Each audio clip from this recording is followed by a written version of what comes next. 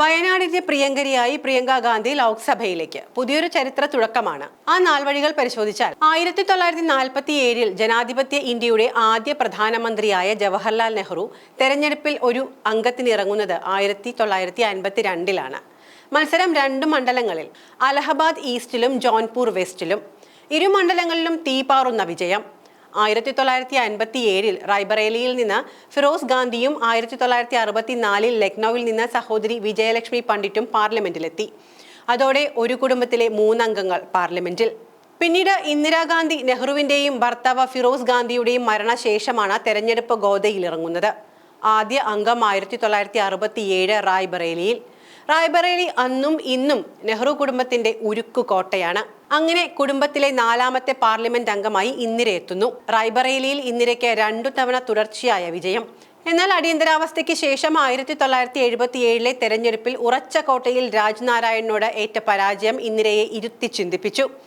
1977 ഇന്ദിരയ്ക്കൊപ്പം മകൻ സഞ്ജയ് ഗാന്ധിയും തോറ്റു. ഇന്ത്യൻ രാഷ്ട്രീയ ചരിത്രത്തിലെ ഏറ്റവും വലിയ തോൽവികളിലൊന്ന്. 1980 റായ്ബറേലിക്കൊപ്പം ആന്ധ്രാപ്രദേശിലെ മേഡക്കിലും ഇന്ദിര മത്സരിച്ചു. 2ഇടത്തും ഉജ്ജ്വല വിജയം. നെഹ്റു കുടുംബാംഗം ദക്ഷിണേന്ത്യയിൽ നേടുന്ന ആദ്യ വിജയം.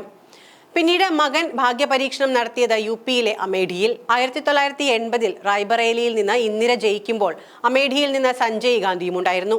എന്നാൽ അതേ വർഷം സഞ്ജയ് ഒരു വിമാനാപകടത്തിൽ മരണപ്പെട്ടു. പിന്നീടാണ് രാജീവ് ഗാന്ധി മത്സരിക്കാൻ ഇറങ്ങുന്നത്. രാജീവ് ഗാന്ധിയും തെരഞ്ഞെടുത്തത് സഹോദരൻ മത്സരിച്ച അമേഠി തന്നെ.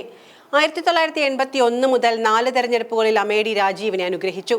1991 അമേഠിയിൽ വോട്ടെടുപ്പ് നടന്ന മെയ് 21 തമിഴ്നാട്ടിലെ ശ്രീ പെരുമ്പത്തൂരിൽ LTTയുടെ ബോംബ് സ്ഫോടനത്തിൽ രാജീവ് ഗാന്ധിക്ക് ജീവൻ നഷ്ടമായത്. അപ്പോഴും വോട്ടെണ്ണിയപ്പോൾ രാജീവ് ഗാന്ധി വൻ ഭൂരിപക്ഷത്തിൽ വിജയിച്ചിരുന്നു. സഞ്ജയ് ഗാന്ധിയുടെ ഭാര്യ മനേകാ ഗാന്ധിയാണ് നെഹ്റു കുടുംബത്തിൽ നിന്നുള്ള അടുത്ത പാർലമെന്റ് അംഗം. സഞ്ജയ് ഗാന്ധിയുടെ മരണശേഷം നെഹ്റു കുടുംബത്തിൽ നിന്നകന്ന മനേക 1984 മുതൽ തെരഞ്ഞെടുപ്പ് രംഗത്ത് സജീവമായി. BJPയിൽ ചേർന്നതോടെ മനേക ലോക്സഭാ തെരഞ്ഞെടുപ്പിൽ സുൽത്താൻപൂരിൽ തോൽവി ഏറ്റുവാങ്ങി. മനേകാ ഗാന്ധി ഓൺലൈനിലും സുൽത്താൻപൂരിലും മത്സരിച്ചപ്പോൾ മകൻ വരുൺ ഗാന്ധി ജനവിധി തേടിയത് പിലിഭിത്തിൽ നിന്ന്. പിന്നീട് ഇരുവരും പിലിഭിത്തിലും സുൽത്താൻപൂരിലും മാറി മാറി പരീക്ഷിച്ചു.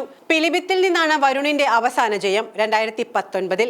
രാജീവ് ഗാന്ധിയുടെ വേർപാടിനെ തുടർന്ന് രാഷ്ട്രീയത്തിൽ നിന്ന് തീർത്തും അകലം പാലിച്ച സോണിയാഗാന്ധി നേതാക്കളുടെ സമ്മർദ്ദത്തെ തുടർന്ന് കോൺഗ്രസിന്റെ തലപ്പത്തേക്ക് എത്തുന്നു. 1999 അമേഠിയിൽ നിന്ന് മത്സരിച്ചു ജയിച്ച സോണിയ പിന്നീട് റായ്ബറേലിയിലേക്ക് തട്ടകം മാറ്റുന്നു. 5 തവണയാണ് സോണിയ റായ്ബറേലിയിൽ നിന്നും ലോക്സഭയിലെത്തിയത്. ഇപ്പോൾ തെലുങ്കാനയിൽ നിന്നുള്ള രാജ്യസഭാംഗമായി തുടരുന്നു. 2004, 2009, 2014 തെരഞ്ഞെടുപ്പുകളിൽ രാഹുൽ അമേഠിയുടെ അമരക്കാരനായി. മോദി തരംഗം ശക്തമാകുന്ന സമയം. 2019 അമേഠിയിൽ മത്സരിച്ച രാഹുൽ വിജയമുറപ്പാക്കാൻ വയനാട്ടിലും പത്രിക നൽകുന്നു. അമേഠിയിൽ സ്മൃതി ഇറാനിക്ക് മുന്നിൽ രാഹുലിന് തോൽവി സമ്മതിക്കേണ്ടി വന്നു. എന്നാൽ വയനാട് റെക്കോർഡ് ഭൂരിപക്ഷത്തോടെ രാഹുലിനെ പാർലമെന്റിലെത്തിച്ചു. 2024 അമേഠി എന്ന തട്ടകം മാറ്റി റായ്ബറേലിയിലും വയനാട്ടിലും രാഹുൽ പത്രിക നൽകി. 2ഇടത്തും വിജയിച്ചെങ്കിലും ഹിന്ദി ബെൽറ്റിന്റെ പ്രാധാന്യം കണക്കിലെടുത്ത് റായ്ബറേലി നിലനിർത്തുകയും വയനാട്ടിൽ രാജി സമർപ്പിക്കുകയും ചെയ്തു. അതേസമയം പ്രതിസന്ധിയിൽ കൈത്താങ്ങായ വയനാടിനെ കൈവിടില്ലെന്ന് രാജ്യസമയത്ത് വ്യക്തമാക്കിയ രാഹുൽ പ്രിയങ്ക പിൻഗാമിയാകുമെന്ന് പ്രഖ്യാപിക്കുകയും ചെയ്തു. അങ്ങനെ നെഹ്റു കുടുംബത്തിലെ 11ാമത്തെ പാർലമെന്റ് അംഗമായി വയനാട്ടിൽ നിന്നും 4 ലക്ഷത്തിൽ പരം വോട്ടുകളുടെ ഭൂരിപക്ഷത്തിൽ പ്രിയങ്ക ആദ്യ മത്സരം തന്നെ സ്വന്തമാക്കി. പ്രിയങ്കയുടെ ജയത്തോടെ നെഹ്റു കുടുംബത്തിലെ 3 പേർ ഒരേ സമയം സഭയിലെത്തുന്നു എന്ന അപൂർവതയും ഇന്ത്യക്ക് ലഭിച്ചു. ജവഹർലാൽ നെഹ്റുവിൽ തുടങ്ങിയ ചരിത്രം തലമുറകൾ കടന്ന് പ്രിയങ്കയിൽ എത്തി നിൽക്കുന്നു.